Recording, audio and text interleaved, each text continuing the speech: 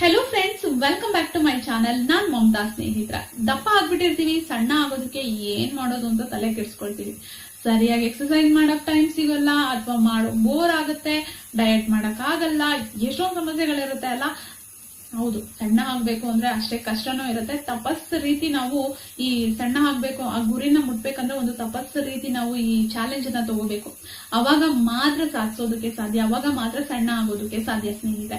ಇವತ್ತಿನ ವಿಡಿಯೋದಲ್ಲಿ ಕೂಡ ನಾನ್ ನಿಮ್ಗೆ ಒಂದೇ ಒಂದು ಸಿಂಗಲ್ ಟಿಪ್ ಅನ್ನ ಕೊಡ್ತಾ ಇದ್ದೀನಿ ಸ್ನೇಹಿತರೆ. ಇದನ್ನು ಕೂಡ ಆಡ್ ಮಾಡ್ಕೊಳ್ಳಿ, ತುಂಬಾ ಬೇಗ ಸಣ್ಣ ಆಗ್ತೀರಾ.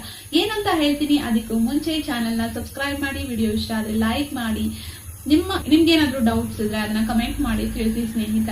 ಏನ್ ಟಿಪ್ ನ ಕೊಡ್ತಾ ಇದ್ದೀನಿ ಅಂತಂದ್ರೆ, ನೀವು ತಿನ್ನುವಂತ ಆಹಾರವನ್ನ ಚೆನ್ನಾಗಿ ಅಗಿದು ತಿನ್ಬೇಕು, ಚೆನ್ನಾಗಿ ಜಗದು ತಿನ್ಬೇಕು. ಯಾಕೆ ಗೊತ್ತಾ, ನಾವು ಚೆನ್ನಾಗಿ ಅಗದು ತಿನ್ನೋದು ಇದೆಲ್ರಿಗೂ ಗೊತ್ತಿರುವಂತ ವಿಷಯ, ಆದ್ರೆ ನಾವ್ ಯಾರು ಫಾಲೋ ಮಾಡಲ್ಲ. ಯಾರಿಗ್ ಗೊತ್ತಿಲ್ಲ ಚೆನ್ನಾಗಿ ನಾವು ತಿನ್ನೋ ಆಹಾರನ ಅಗದು ತಿನ್ಬೇಕು ಅಂತ? ಯಾರಿಗ್ ಗೊತ್ತಿಲ್ಲ, ಎಲ್ರಿಗೂ ಗೊತ್ತು, ಆದ್ರೆ ನಾವು ಫಾಲೋ ಮಾಡ್ತೀವ? ಖಂಡಿತ ಫಾಲೋ ಮಾಡಲ್ಲ. ನೀವು ಸಣ್ಣ ಆಗ್ಬೇಕಂದ್ರೆ ಇವತ್ತಿಂದನೇ ಇದನ್ನ ಶುರು ಮಾಡ್ಬೇಕು. ಚೆನ್ನಾಗಿ ಅಗದು ತಿನ್ನೋದ್ರಿಂದ ನಮ್ಮ ದೇಹಕ್ಕೆ ಜಾಸ್ತಿ ಕ್ಯಾಲೋರೀಸ್ ಸೇರೋದಿಲ್ಲ, ಕಡಿಮೆ ಕ್ಯಾಲೋರೀಸ್ ಸೇರುತ್ತೆ. ಜೊತೆಗೆ ಚೆನ್ನಾಗಿ ಜೀರ್ಣ ಆಗತ್ತೆ, ತುಂಬಾ ಬೇಗ ಹೊಟ್ಟೆ ತುಂಬದಂಗೆ, ಅಂದ್ರೆ ಸ್ವಲ್ಪ ತಿಂದ್ರೂ ಹೊಟ್ಟೆ ತುಂಬದಂತೆ ಫೀಲ್ ಆಗುತ್ತೆ. ಅದರಿಂದ ನಾವು ಜಾಸ್ತಿ ತಿನ್ನೋ ಅವಶ್ಯಕತೆ ಇರೋದಿಲ್ಲ ಅಲ್ವಾ. ಅವಾಗ ಏನಾಗುತ್ತೆ, ನಮ್ಮ ವೇಟ್ ಕಡಿಮೆ ಮಾಡೋದಕ್ಕೆ ಇದು ಸಹಾಯ ಆಗತ್ತೆ. ಮತ್ತೆ ನಾವು ತಿನ್ನುವಂತ ಆಹಾರ ತುಂಬಾ ಸರಾಗವಾಗಿ ಜೀರ್ಣ ಆದ್ರೆ ನಮ್ಮ ಬಾಡಿಗೆ ಎಕ್ಸ್ಟ್ರಾ ಫ್ಯಾಟು ಕನ್ವರ್ಟ್ ಆಗೋದಿಲ್ಲ. ಡೈಜೆಷನ್ ತುಂಬಾ ಮುಖ್ಯ. ದೇಹದ ತೂಕ ಕಡಿಮೆ ಆಗ್ಬೇಕಂದ್ರೆ, ದೇಹದ ತೂಕ ಜಾಸ್ತಿ ಆಗಿದ್ರೆ ಅದಕ್ಕೆ ಅಜೀರ್ಣ ಸಮಸ್ಯೆ ಕೂಡ ಒಂದು ಪ್ರಮುಖವಾದ ಕಾರಣ. ನಾನು ಪ್ರತಿ ವಿಡಿಯೋದಲ್ಲಿ ಇದನ್ನ ಹೇಳ್ತಾ ಇರ್ತೀನಿ.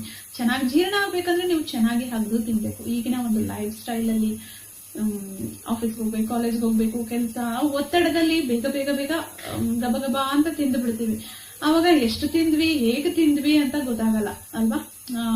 ಒಂದು ಕಾಮಿಡಿ, ಪ್ರಾಣೇಶ್ ಅವ್ರದ್ದು ಒಂದು ಕಾಮಿಡಿ ಹೇಳ್ತಾರೆ, ಯಾಕೆ ಆಹಾರವನ್ನ ಅಗದು ತಿನ್ಬೇಕು ಅಂದ್ರೆ ಅಲ್ಲೂ ಬಾಯಲ್ಲಿದೆ, ಹೊಟ್ಟೆನಲ್ಲಿ ಇಲ್ಲ ಅಂತ. ಯಾಕೆಂದ್ರೆ ಡೈರೆಕ್ಟ್ ಆಗಿ ಹೋಗಿದ್ದ ಆಹಾರ ಬಾಯಲ್ಲಿ ಏನಾದ್ರೂ ಹಲ್ಲಿದ್ರೆ ಅಗಿಯೋದಕ್ಕೆ ಸರಿ ಇರ್ತಿತ್ತು, ತೊಂದರೆ ಇರ್ಲಿಲ್ಲ. ಬಟ್ ಅದಕ್ಕೆ ದೇವರು ಬಾಯಲ್ಲಿ ಹಲ್ಲು ಕೊಟ್ಟಿರೋದು, ಹೊಟ್ಟೆಲಲ್ಲ ಅಲ್ವಾ ಸ್ನೇಹಿತರೆ. ಚೆನ್ನಾಗಿ ತಿನ್ನುವಂತ ಆಹಾರ ಚೆನ್ನಾಗಿ ಅಗದು ತಿನ್ನಿ. ಸ್ವಲ್ಪ ನಿಧಾನ ಆಗುತ್ತೆ, ನಿಧಾನವಾಗಿ ತಿನ್ಬೇಕು. ನಿಧಾನವಾಗಿ ಅಗದು ತಿನ್ನೋದ್ರಿಂದ ನಿಮ್ಮ ದೇಹದ ತೂಕವನ್ನ ನೀವು ಮೇಂಟೈನ್ ಮಾಡಬಹುದು ಸ್ನೇಹಿತರೆ. ಇದೊಂದು ಸಿಂಗಲ್ ಟಿಪ್, ಇದೆಲ್ರಿಗೂ ಗೊತ್ತಿರುತ್ತೆ, ಬಟ್ ಅದನ್ನ ಮರ್ತಿರ್ಬಹುದು, ಅದನ್ನ ನಾವು ಪಾಲಿಸ್ತಾ ಇರ್ಬೋದು. ಅದನ್ನ ನೀವು ಆಡ್ ಮಾಡ್ಕೊಳ್ಳಿ, ನಿಮ್ಗೆ ಇದು ಹೆಲ್ಪ್ ಆಗ್ಲಿ ಅನ್ನೋ ಒಂದು ದೃಷ್ಟಿಯಿಂದ ಇವತ್ತಿನ ವಿಡಿಯೋದಲ್ಲಿ ನಾನು ಶೇರ್ ಮಾಡ್ತಾ ಇದ್ದೀನಿ ಸ್ನೇಹಿತರೆ.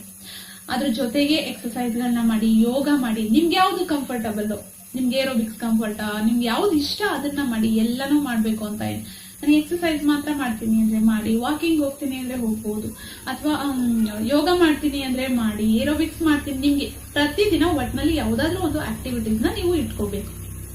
ನನ್ನ ಒಂದು ಚಾನಲ್ ಅಲ್ಲೇ ನಿಮ್ಗೆ ಸುಮಾರು ಎಕ್ಸರ್ಸೈಸ್ ವಿಡಿಯೋಸ್ ನ ಹೇಳಿದೀನಿ, ಕೆಲವೊಂದು ಸಣ್ಣ ಪುಟ್ಟ ಯೋಗಾಸನಗಳನ್ನು ತಿಳಿಸಿದೀನಿ ಸ್ನೇಹಿತರೆ, ತುಂಬಾ ವೇಟ್ ಲಾಸ್ ಡ್ರಿಂಕ್ ಗಳನ್ನ ತಿಳಿಸಿದೀನಿ. ಇದೆಲ್ಲಾನು ನೀವು ನಿಮ್ಮ ಏನೋ ಒಂದು ವೇಟ್ ಲಾಸ್ ಇದಕ್ಕೆ ನೀವು ಆಡ್ ಮಾಡ್ಕೋಬಹುದು. ನಿಮ್ಗೆ ಯಾವ್ದು ನಿಮ್ಗೆ ಇಷ್ಟ ಆಗುತ್ತೋ ಅದನ್ನ, ಯಾವ ವೇಟ್ ಲಾಸ್ ಡ್ರಿಂಕ್ ಇಷ್ಟ ಆಗುತ್ತೋ ಅದನ್ನ ಸೇವಿಸಿ, ಅಥವಾ ಪ್ರತಿದಿನ ಒಂದೊಂದು ಬೇರೆ ಬೇರೆ ಫ್ಲೇವರ್ ಅಂದ್ರೆ ಬೇರೆ ಬೇರೆ ವೇಟ್ ಲಾಸ್ ಡ್ರಿಂಕ್ ನ ಕುಡೀರಿ. ಒಂದೇ ಕುಡಿದ್ರೆ ಬೋರ್ ಆಗುತ್ತೆ ಅಂದ್ರೆ. ಮತ್ತೆ ಯೋಗ ಮಾಡಿ, ಒಂದೆರಡು ಯೋಗಾಸನಗಳನ್ನ ಮಾಡಿ, ಒಂದ್ 4-5 ಎಕ್ಸರ್ಸೈಸ್ ಗಳನ್ನ ಮಾಡಿ, ಸ್ವಲ್ಪ ವಾಕ್ ಮಾಡಿ, ಸ್ವಲ್ಪ ಪ್ರಾಣಾಯಾಮ ಮಾಡಿ. ಸ್ವಲ್ಪ ಡಿವೈಡ್ ಮಾಡ್ಕೊಂಡು ಡಿಫ್ರೆಂಟ್ ಆಗಿದ್ರೆ ಮಾಡೋದಕ್ಕೆ ಇಂಟ್ರೆಸ್ಟ್ ಬರುತ್ತೆ. ಒಂದೇ ತರ ಇದೆ ಬೋರಿಂಗ್, ಅಯ್ಯೋ ಸುಮ್ನೆ ಒಂದೇ ಕಡೆ ಕೂತ್ಕೊಂಡು ಹೇಗಪ್ಪ ಮಾಡೋದು ಅಂತ ಬೋರ್ ಆಗ್ತಿರುತ್ತೆ. ಸ್ವಲ್ಪ ಬೇರೆ ಬೇರೆ ತರ ಇದ್ರೆ ಮಾಡೋದಕ್ಕೆ ಇಂಟ್ರೆಸ್ಟ್ ಆಗಿರುತ್ತೆ, ಒಂಥರ ಖುಷಿಯಿಂದ ಮಾಡಬಹುದು. ಇದನ್ನೆಲ್ಲ ಆಡ್ ಮಾಡ್ಕೊಳ್ಳಿ. ಚೆನ್ನಾಗಿ ನೀವು ತಿನ್ನುವ ಊಟವನ್ನ ಚೆನ್ನಾಗಿ ಅಗದು ತಿನ್ನಿ. ಅದರಿಂದ ಜಾಸ್ತಿ ಕ್ಯಾಲೋರೀಸ್ ನಿಮ್ಮ ದೇಹ ಸೇರೋದಿಲ್ಲ, ಜೊತೆಗೆ ಜೀರ್ಣ ಸರಿಯಾಗಿ ಆಗುತ್ತೆ ಅಲ್ವಾ ಸ್ನೇಹಿತರೆ. ಇದರಿಂದ ನಿಮ್ಮ ದೇಹದ ತೂಕ ಜಾಸ್ತಿ ಆಗೋದಿಲ್ಲ. ಈ ಒಂದು ವಿಷಯವನ್ನ ನಿಮ್ ಜೊತೆ ಶೇರ್ ಮಾಡೋದಿತ್ತು, ಶೇರ್ ಮಾಡಿದೀನಿ. ಈ ವಿಡಿಯೋ ನಿಮ್ಗೆ ಇಷ್ಟ ಆಗಿದೆ, ನಾನು ಹೇಳಿದ್ ನಿಮ್ಗೆ ಅರ್ಥ ಆಗಿದೆ ಅಂತ ನಾನು ಭಾವಿಸ್ತೀನಿ ಸ್ನೇಹಿತರೆ. ನೀವು ಫ್ರೀ ಇದ್ದಾಗ ನನ್ನ ವಿಡಿಯೋಸ್ ನ ನೋಡಿ, ಸಪೋರ್ಟ್ ಮಾಡಿ, ಕಮೆಂಟ್ ಮಾಡಿ ಅಂತ ಕೇಳ್ಕೊಳ್ತಾ ಇದ್ದೀನಿ.